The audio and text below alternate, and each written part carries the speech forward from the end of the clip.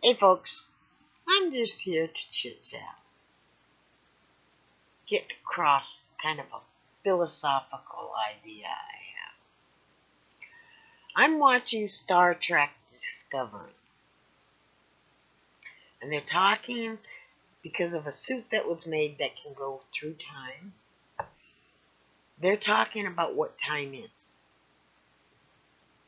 Now, some of you know about my ability to have dreams come true and to be able to, see spirits and whatnot. Now, on Star Trek Discovery, they're talking about time and life as if it's one thing. One thing. And that time and life are both destructive and dangerous and cruel and mean with some beauty.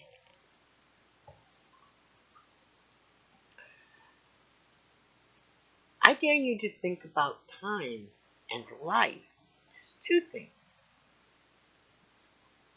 Time is like water. In itself, water is not destructive. What makes water destructive in a tsunami?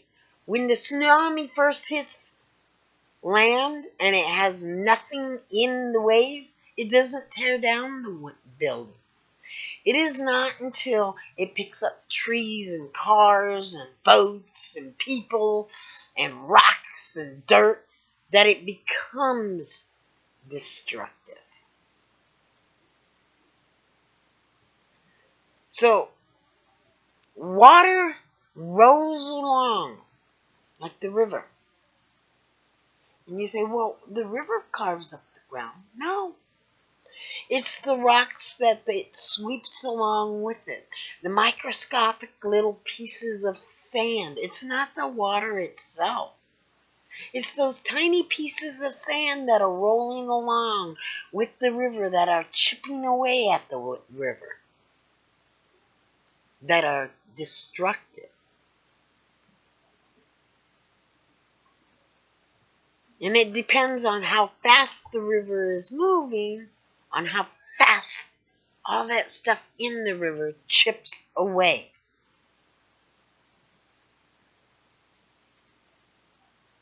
The glaciers carved up our earth not because they were water, but because they were frozen water. And because they carried and moved rocks and trees. So to me, time is a river that flows gently through the woods. Time is also like the rapids that crash and smash, come down heavy onto that stuff that's inside to grind it into the ground, and splashes up sprinkles, little thoughts and little sights and little peaks into its past and its future. Those are what I pick up, those splashes. Time is like a pond that lays still and calm. There may be fish swimming underneath that are picking at the grass and the dirt and the soil and moving it about. But on the surface, it's calm, like glass. Time is like an ocean. It is vast, bigger than you can even see past. And it carries in it so many things, so much life. But if that life wasn't in water, would water still be water?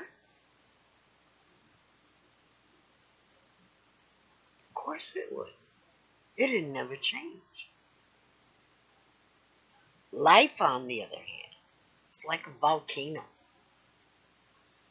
You stand back and you watch it and you see the beauty of it. You see the glow of it in the night.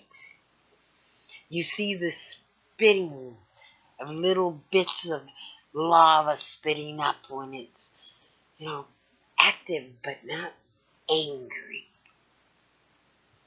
And when life gets angry, you see the smoke billow out of it, the fire fly far from it, crashing rocks out of it, smashing and bashing and crushing and just destroying.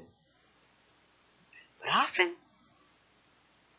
after that volcano calms down, or even goes dormant, you see it bring up little bits of more life. The soil richer than what it was. Life nurturing life.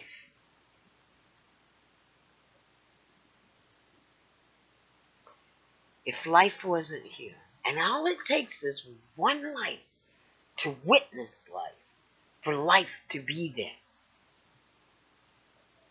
You see, well, how is that?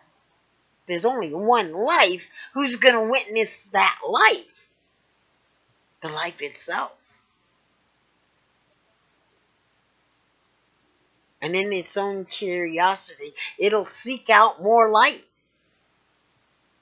And maybe at some point in time, past its curiosity, it'll seek out destruction. But as long as one life is left, there will always be something there to seek out more life. But the instant you get rid of that one life, there is no more life. Time is eternal. It never ends, never stops. Life ends. And I don't mean one life. I mean all life ends. Time doesn't care if life is there to witness it. It'll still keep rolling. Like a river. Life does care.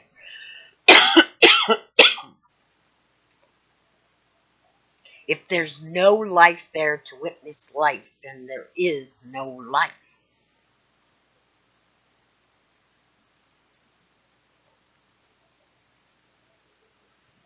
What matters in all that I see and know from my life is how you move through that time. Are you moving through it like a clownfish, just enjoying its environment and living in harmony with it?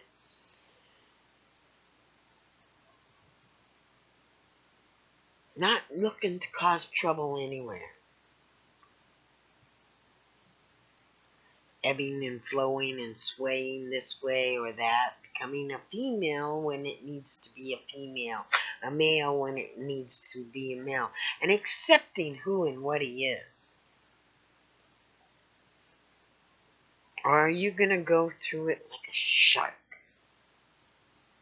up there causing fear and trying to grab on and control every bit of life you can before you gobble it up and swallow it? Are you going to be the type of life that is like a child?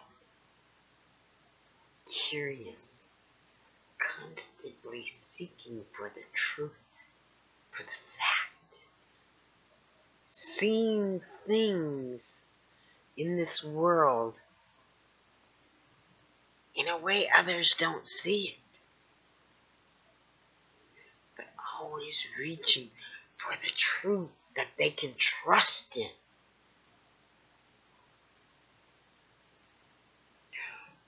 Or are you going to go through it, as I said, like the shark, chewing, chomping, everything you can. Knowing in your own mind the only thing that's right is what you do. Even in the womb, you chew and chomp to come out in life.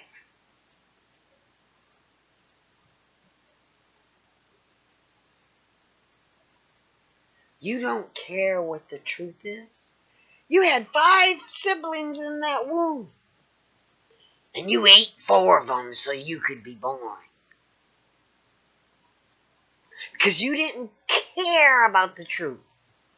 You didn't care that you're an endangered species outside of that womb. You only cared that you could chomp and chew your way through to become the final one to be born.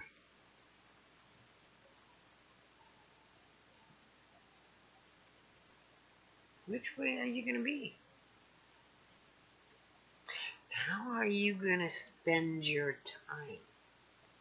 Because even though time is limitless, every single one of us only has a microdot of time in that vastness to make a difference in life. Is your difference going to be ignorance and greed? Only looking out for yourself?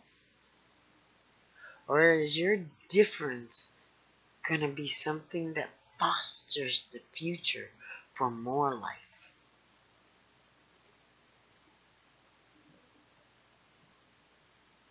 How do you see time? How do you see life? Are they one thing? Are they 2 separate things moving along together?